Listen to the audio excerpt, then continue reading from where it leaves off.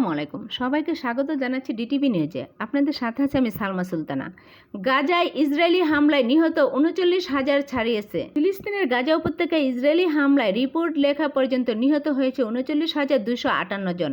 ফিলিস্তিনি মুক্তিগামী সংগঠন হামাস পরিচালিত গাজার স্বাস্থ্য মন্ত্রণালয় শনিবার একথা জানিয়েছে। সূত্র আরও জানায়, গত ৪৮ ঘন্টায় নিহত হয়েছে ৮৩ জন। মোট সংখ্যায় তাদেরকেও অন্তর্ভুক্ত করা হয়েছে।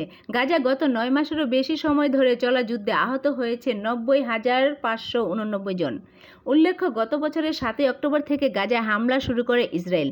বিগত প্রায় ১০ মাসের এই যুদ্ধে ধ্বংসস্তূপে পরিণত হয়েছে পুরো গাজা। মসজিদ, শিক্ষা প্রতিষ্ঠান ও মানুষের বাড়িঘর মাটির সঙ্গে মিশিয়ে দিয়েছে ইসরায়েল।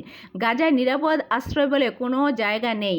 উপায় না পেয়ে ফিলিস্তিনিরা ইতিমধ্যে ইসরায়েলের পরিত্যক্ত একটি কারাগারেও আশ্রয় নিতে শুরু করেছে। এতক্ষণ ডিটিভি নিউজের সাথে থাকার জন্য সবাইকে ধন্যবাদ।